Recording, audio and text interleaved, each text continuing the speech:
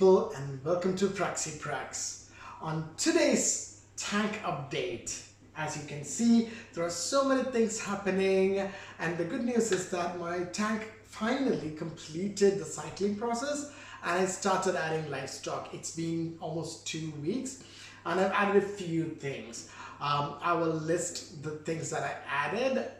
I've added a pair of Ocellaris clownfish, duh, of course, that's what everyone adds first.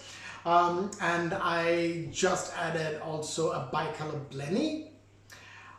On the coral side, I have added a pulsing xenia and I believe a dome coral. I forgot what the name is, technical name. Please let me know if you know the technical name of it. And I've got a hammer coral, and I've got a Duncan, which was a very new addition, and I think that is a Blastomusa frag, and I also have a green star polyp, which I have placed at the back of my tank because I wanted to cover the walls, hopefully.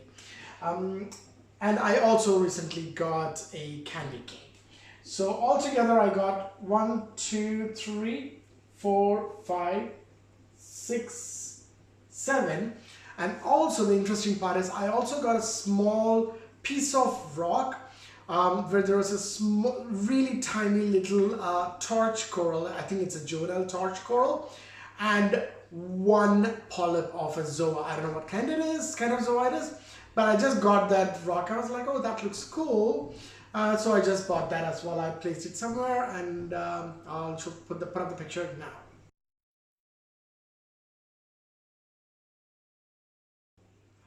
So everything has been good so far. The parameters have remained consistent. I didn't add everything in one go. The pair of clownfish and 3 corals were the initial addition, and then I added just the pulsing xenia, and then I added the additional one blenny, bicolor blenny, and a couple more corals this week. I will be adding 2 more corals next week and probably maybe a fish, and then I will kind of take a break for another week or 2 for everything to settle down. Also, water change wise, so far I haven't done any water changes yet. My protein skimmer is still off. I literally haven't done anything yet, and things are so far doing fine. The parameters are all, like I mentioned, pretty much stable. Everything, ammonia is in 0, nitrite in 0, nitrate in 0, pH and alkalinity, well, I haven't checked it in 2 weeks time, but I believe they are fine. They should be in the ranges. 2 weeks ago when I checked it, after a couple of days I added all the livestock, I checked the pH and I think it's at pH should be at 8.2 DKH, I guess, and alkalinity was pretty much in the same zone anyway. Alkalinity could always do a little bit of an upgrade in my tank, particularly. For some reason the alkalinity seems to stay at the lower end of the safe region.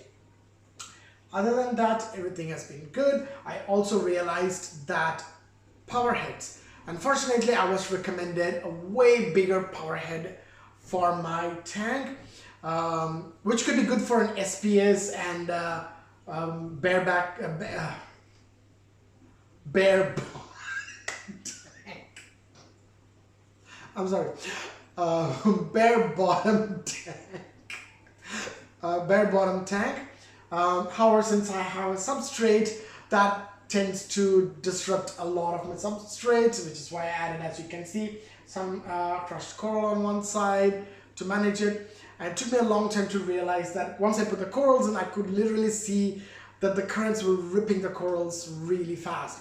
So I decided to point my primary bigger power head towards the rockwork so that it blasts off. So I might not be able to place any coral on the top of my rockwork because no matter how much I glue it, my power head will rip it apart because it's too close. What I did was I got another power head which should be ideal for my tank, and I placed it against that one. So now I'm alternating both of them. So it is somewhat manageable. However, in the future, one additional thing I want to do is buy the similar smaller power head, which is CoralBox QP5. The one I'm having is QP6. The bigger one is QP6, and the new one I bought was QP5. That is the smallest power head you can get. That seems to be working fine. Having said that, since I got a smaller and a bigger power head, I'm not able to operate the smaller power head in a higher flow rate, because even if I put the flow rate at anything above 5 for the bigger power head, it's literally causing a like cyclone inside the tank. So because of that, my smaller power head has to remain at 5 as well.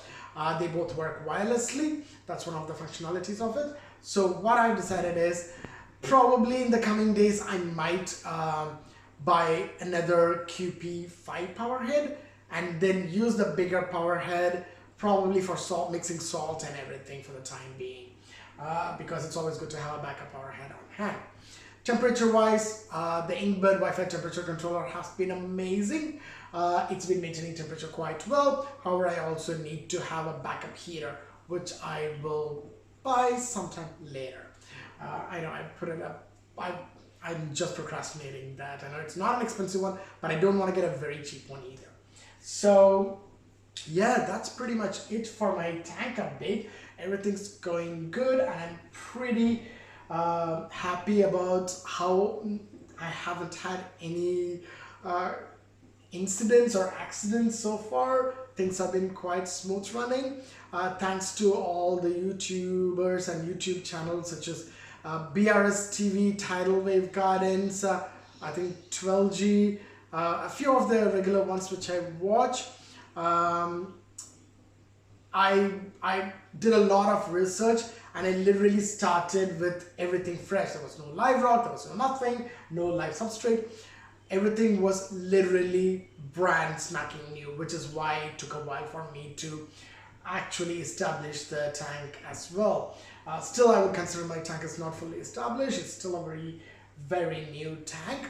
I am feeding both pellets and mysis shrimps to my fishes. However, my Ocellaris seems to like only mysis shrimp. I know they are tastier, but they do take 1 or 2 bites off the pellets when I throw them in. However, these are the type of pellets that keep either floats or sink straight to the bottom. So what is happening is, whenever the Ocellaris see them kind of going down, they go and nip at it.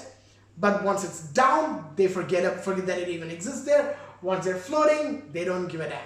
So I don't know what's going on with there. However, with the mysis shrimp, it tends to kind of float more in the middle region. So they kind of just have a feast. So I'm kind of giving pellets for 3 days. Every once in 2-3 days, I give them the mysis shrimp treatment.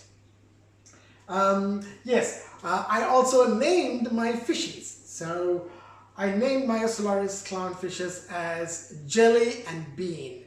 It is weird, but then again, I felt they were kind of quite wiggly and like jumpy and like quite active when I put them in, and they seem to be having a big personality as well. They get scared, they come towards me sometimes when I put my finger up, they follow it around. It's quite interesting. For some reason, they just reminded me of jelly beans because they're really tiny baby clownfishes. And the way I'm identifying them right now is Jelly has 2 full stripes and 1 kind of forming 3rd stripe on one side, and Bean has only 2 full stripes. I know once the stripes all come up, it might be difficult to distinguish. However, I'm counting on the fact that one of them is a male and the other is a female, so I should be able to still distinguish them. And the bicolor Blenny that I got, for some reason, the first name that popped to my head is Lenny the Blenny. So there you go, that's Mr. Lenny for you. So now I also have 2 Nassarius snails, which have been doing quite well, more than the clownfishes. The Nassarius snails know whenever I'm feeding, because they literally come out from the substrate and start eating whatever pellets have fallen down. So they're doing an excellent job. And one other fortunate surprise that I got is when I got my Duncan, I was doing the whole dipping and something very wiggly and wormy just kind of fell out of it. And it took me a second to realize, like, it has kind of 5 arms. Could it be a star? And I was like, could it be a bristle star? So I immediately took it out of the dipping container and put it in the the tank water container. And then it was fine. And then I took pictures, posted it onto the social media groups where I'm in Facebook. I think Social Reefers of Melbourne, Melbourne Aquarium Hobbyist, Marine Aquarium Hobbies, and I think League of Extraordinary Reefers, I guess. So I got responses from all of them saying that yes, it is a brittle star and it is a good cleanup crew, just toss it into the display tank. So I did toss it into the display tank. It was kind of finding its way around one of my white shells, and then it kind of disappeared. I hope to God that it grows into one of those big starfishes and I can literally see it around my tank sometime. However, if I ever manage to find it on the prowl, I'll take a picture and I'll just show it to you guys. So that's pretty much it for the update for now. Next week I will be adding a couple more corals and I will do another update in which I will actually specifically want to discuss a bit about what sort of mental functioning goes hand in hand while you're setting up an aquarium. So don't forget to tune in for that. I promise to put up that video next week. So until then, thank you everyone for your feedback, for your comments, for your suggestions and your advice, and supporting me by subscribing to this video. However, if you haven't subscribed to my channel, please do subscribe. I am not a very regular YouTuber. I do provide updates at least every fortnightly. I try to do it every weekly, and I promise the more comments and more active my channel becomes, the more regular I would be as well. So that's pretty much it for this week from me, and I will see you all lovely people in the next one. For now, it's bye from Praxy Prax.